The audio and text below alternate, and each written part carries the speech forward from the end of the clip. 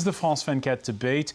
We're wondering whether or not there's been a breakthrough or a smokescreen with that offer of putting Syria's chemical weapons under international supervision, an offer floated in Moscow and gladly accepted by the Syrians themselves. With us to talk about it, she's the former communications director for U.S. President Bill Clinton, Léa Pizarro. Welcome back. Welcome back as well to Maher Habib, who represents the French abroad in the French Parliament, and Joël Garriot, who is in the French Senate on the Foreign Affairs and Defense Commission. Joshua Landis of and represents the French abroad as well. Joshua Landis of the University of Oklahoma, and his blog Syria Comment is also back with us. We can go at this point to Moscow, though, and correspondent Joshua Yaffe. Joshua, did Sergei Lavrov's announcement of this offer of putting those chemical weapons under international supervision catch people by surprise?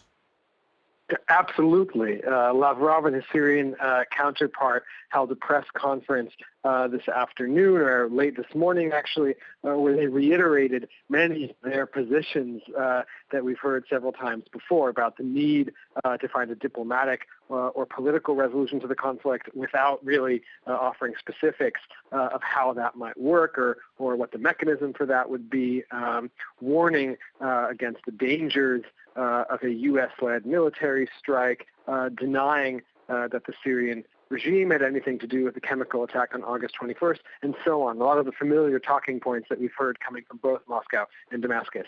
Then, later this afternoon, Lavrov, with little warning, invited journalists back to the foreign ministry for an additional briefing. And it was at that press conference where he put forward this idea, as he just laid out, for the chemical arsenal of Syria to be put under Russian control. Indeed, I think taking not just journalists here in Moscow, but certainly politicians, officials in Washington and elsewhere, completely by surprise. So hang on a second, Joshua, because in part one of our discussion, Joshua Landis was saying how he feels it was a blunder on the part of Kerry. Do you feel as though that second press conference was sort of organized in response to Kerry's remarks in London? It's quite possible. I mean, it seems as if a not exactly offhanded comment by Kerry, but something that wasn't quite an official expression of actual government policy was picked up by the Russians as a way, we don't know yet, either of actually constructively inserting themselves into this conflict, or simply a way of, in essence, calling the U.S.'s bluff, trying to make the U.S. Look bad in terms of international opinion if it were to then reject this offer. So it may be more diplomatic and PR maneuvering really than an attempt to resolve this conflict. But in a way, that seems to be at least one of the benefits that Moscow has sought to get out of their involvement in the Syrian crisis ever since the beginning, to essentially be seen as a player, to have a seat at the table, even if they're not necessarily doing something with it. Joshua Yaffe, many thanks for that update from Moscow. Léa Pizarro, already over last Thursday and Friday when that G20 summit was taking place in Vladimir Putin's hometown of St. Petersburg. It was the idea that this was sort of Russia's last laugh for what had happened in Libya, and that, you know, to a certain degree, the Russians had upstaged the Americans, upstaged Obama. I don't know if they upstaged him. You know, Russia wasn't looking too good in the weeks before because the dialogue was very, very difficult on this. There was the Snowden situation, there was the gay rights situation, so Mr. Putin and his advisors obviously made a concerted effort to try to save his G20 from disaster. So what they're doing... He sure seemed to be smiling when he was pointing out that there was a majority of the G20 members present who were against intervention. This is Putin doing his own politics. Every side is doing its politics. You will notice that up until now, the coalition supporting the U.S. seems to be growing. Again, we have to see what happens in the next few days. We're just at the beginning of this. All right, we're going to talk about the media blitz that's going on in the U.S. Again in more detail. But there's also a media blitz, you could say, coming out of Damascus. The Syrian president, whose full interview with CBS, recorded on Sunday, will air later. He presented his confidence and he presented his convictions. It's not about confidence, it's about evidence. The Russians have completely opposite evidence that the missiles were thrown from area where the rebels control. That reminds me about what Kerry said, about the big lie that Colin Powell said in front of the world on satellites about the WMD in Iraq before going to war, when he said, this is our evidence. Actually, he gave false evidence. In this case, Kerry didn't even present any evidence. He talked, we have evidence, and he didn't present anything. Not yet, nothing so far. Well, not single shred of evidence. The Syrian President Bashar al-Assad. That brings us, by the way, to our Media Watch segment. Let's say a quick hello here to James Creedon. How are you, sir? Evening, Francois. We were looking earlier at that interview with Charlie Rose on CBS and the fact that there are 6 interviews coming later that Barack Obama is going to give to American networks. So a lot, including the French media, have been looking at this bataille de la communication, a communications battle between Assad and, I guess, Hollande, Obama, the West in any case. And it, for Le Figaro, the French paper that interviewed Bashar al-Assad last week, they've broken it down into 2 axes. He has 2 strategies when he's communicating with the West. One, scaremongering. And we saw in that interview with Charlie Rose, he said, you can expect anything, you know, Syria can strike back and it could come from any source. So a kind of scary rhetoric coming from Bashar al-Assad there. A second strategy, making references that Americans will understand. For example, Al-Qaeda. You know, if the US or France go in, it'll help Al-Qaeda rebels, and Al-Qaeda rebels struck the US in the past. So just simply making those connections so that an American audience will relate to what he's saying.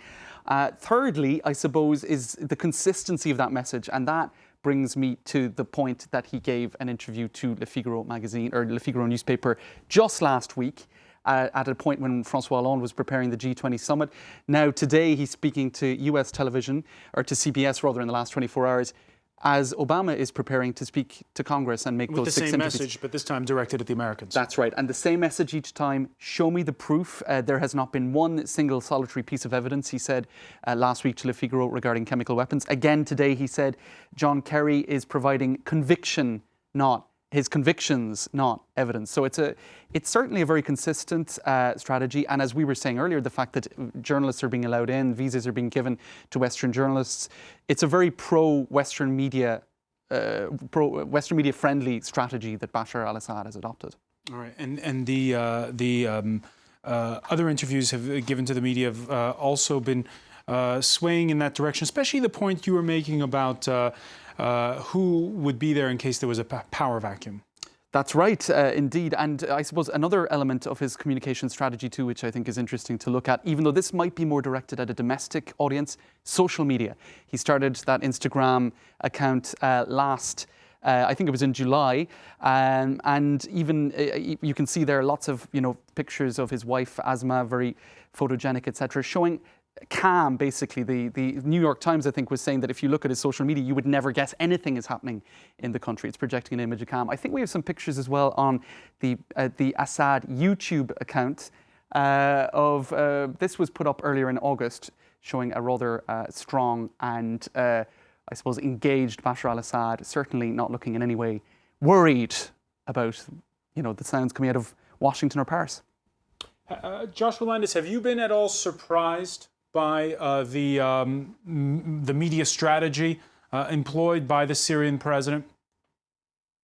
Well, he's doing the best he can to sow some doubts, and also to try to deter the United States, warning that this is going to suck the United States to a larger battle, that Syria has tricks up its sleeve. It can hurt America in the region in a number of ways, and we've seen the U.S. respond to that. It's withdrawn non-essential personnel from Lebanon, warning people in Turkey and so forth. So it's clearly it's putting up its guard, because it knows that if it strikes, Syria does have ways of hitting back. It's done it in the past. So, you know, the rhetoric is being turned up, and we realize this is not an easy sell in the United States. The American public is war weary. I live in a state, for example, Oklahoma, in which this is a very unpopular move. I had lunch with my representative here, Tom Cole, just the other day, and he said this is very heavy pushing. He said 650 people called his office just 3 days ago, did not want this to go through. Only 9 votes. 9 people called and said that they wanted America to strike at Syria. So, Assad is clearly responding to this sense that there is a weakness in the United States in backing for Obama. And Obama has been the major voice saying he does not want America to go it alone again. He doesn't want to be George Bush. And so he's playing every one of those strings he can to dissuade Americans from striking at him. All right, let's pick up on that issue of public opinion. First, though, I want to thank you, James Creedon. Thanks, François. I know you'll have more in our later editions on the whole buzz that's been going on around this media frenzy. Absolutely. Reactions online, 21:15. 21:15 Paris time. The public opinion in the U.S. Unequivocal, and we can show you, I guess, first of all, the latest figures, the latest head count from the Senate. Still a lot sitting the fence over there, but in the House, it's even heavier. This is the latest numbers from public opinion: 36% in favor. By the way, Democrats more in favor of intervention than Republicans. You just heard Joshua Landis living in Republican Oklahoma, where people are against it. Again, this is like all backwards compared to the past in a way.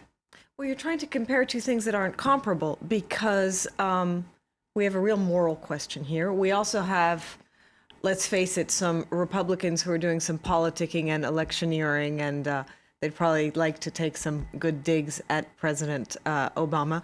But there's one thing I want to say, because it's interesting that you made this parallel between the Syrian regime's communications and the American administration's communications.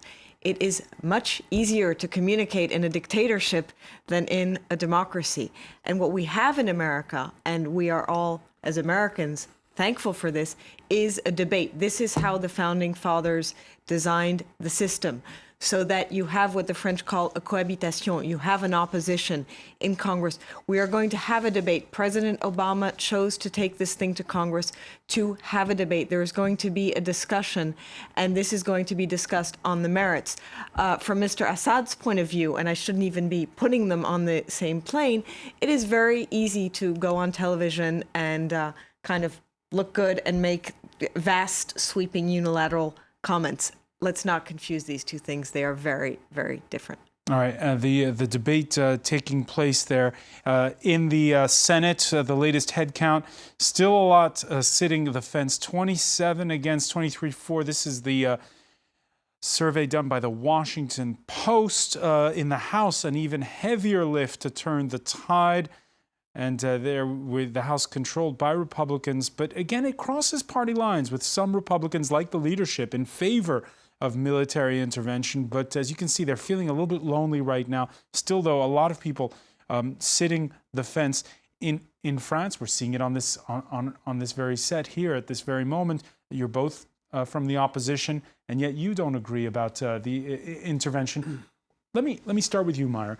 What do you think when you look at the tone the American debate is taking, and you see the tone of the debate here in France? Is it exactly the same, or is it a different conversation? It's a different conversation. I think that it's not, electorally speaking, war is never popular, but people that choose that opinion don't want any war. But I think that we have to take a moral position, and not an electoral position, and to ask the inverse question: can we remain silent, yes or not? Because what is the other solution? The Obama president put red lines. He put red lines. Maybe he didn't do that, but he puts that. He used not conventional weapon. Iran are looking to us. Iran are looking to the reactions of free world. So that's very important. We cannot forget what happened 70 years ago. All right, you see the media blitz of Barack Obama this Monday with speaking to 6 different television networks. The French president, he's not planning such a media blitz because obviously there's no vote that's going to take place in Parliament. No, the Constitution is not Do programming you a wish vote. there was a vote? If the president decides to make a vote, he can do that, but he's not to blame. Even President Obama is not to blame. So you think Hollande is right not to put it to a vote? I'm for a vote, but the Constitution is not obliging him to do it. At the end of the story, that's a personal decision of the president here. It's very tough debate. It's a very tough debate. You know, Alain Juppé and Nicolas Sarkozy support the president. I personally write to the president last Wednesday to support him, to say sometimes, you know, you have to take decisions which are not popular. Is they are moral. It's more complicated to take that. On that point, once again, I'm not at all a socialist, but on that point, I support the position of France. You know, if somebody can find a solution to avoid war and to put away all the chemical weapons, it will be a good thing. But for the time being, I'm very skeptic. French policy, as Mara was saying, French policy is consistent because the same tone is being employed by the current administration as with the previous Conservatives. So why be against the intervention in that respect? Well, I'm still against the intervention because I've been there. I've been there so many times. I've spoken with so many people, and I'm quite aware of the dangers. First of all, I would have liked it to be a real debate in Parliament and not a fake debate where you have two MPs or senators for each party. I mean, this is not what I call a real debate. And on top of that, we don't have a vote. And I really admire Obama for taking this courageous decision to go for a vote, because we need to discuss. We need to be able to put forward our arguments. But basically, you know, I can't stand this idea of the moral ground because there are chemical weapons. 100,000 people have been killed for 2 years. And all of a sudden, we decide that because of chemical weapons, we've got to intervene. I mean, to me, if a child is killed by a gun or by chemicals, okay, it's not having the same dimension, but the child is still killed. What's our moral responsibility is try to avoid the war. And I'm absolutely sure that if we go into a war or into a military intervention in Syria, there will be more people killed and the conflict will spread to the other countries in the region. And I really do feel that many people who know the area feel the same, and we've got to avoid that at all costs. You know, the jihadists, when we went to Libya, I supported President Sarkozy. Now I regret it because we see what happened, and it's insecurity in the whole region now. And it will be far worse. In Tunisia, I was there recently. Let me just put the question then. Let me just put the question to Joshua Landis. Joshua, this issue of which will embolden jihadists more, to go in or not to go in. I know it's one that President Assad himself picked up on in that interview with U.S. television. Does it matter either way? Well, of course it matters. And this is the dilemma for President Obama, is that he wants to deter the use of chemical weapons, but he does not want to change the battlefield in Syria. In many ways, the U.S. establishment is more frightened of the Syrian rebels getting control of the chemical weapons than they are of Assad having them. He doesn't want Assad to use them, but he doesn't want Assad government to fall so the rebels get their hands on them, because a significant portion of the rebels are al-Qaeda related. And that would mean the diffusion, there would be no home address. You couldn't deter them because you wouldn't know where to strike them. And this is the dilemma for the U.S. is how hard to hit in order to deter the use of these weapons without changing the battlefield in Syria. By the way, I just want to say the White House Deputy National Security Advisor has just said that the White House is going to be taking a hard look, Joshua Landis, at Russia's offer to pressure Syria to secure chemical weapons stockpiles, that the U.S. would welcome the move by Syria to give up chemical weapons. Is it still looking like a blunder to you, Joshua? Well, I mean, they're going to respond. They have to respond to this because this is an offer to end this without a military strike and to solve the chemical weapons problem. So they have to take it seriously. At the same time, Obama's got to get this vote to proceed according to plan in Congress. He needs the vote behind him, and then he can tinker with how to respond to this thing. But he can't allow it to derail the momentum that he's got going and this effort to get a positive vote in Congress. And to think that Obama launched that media blitz to reverse the domestic public opinion that's squarely against intervention.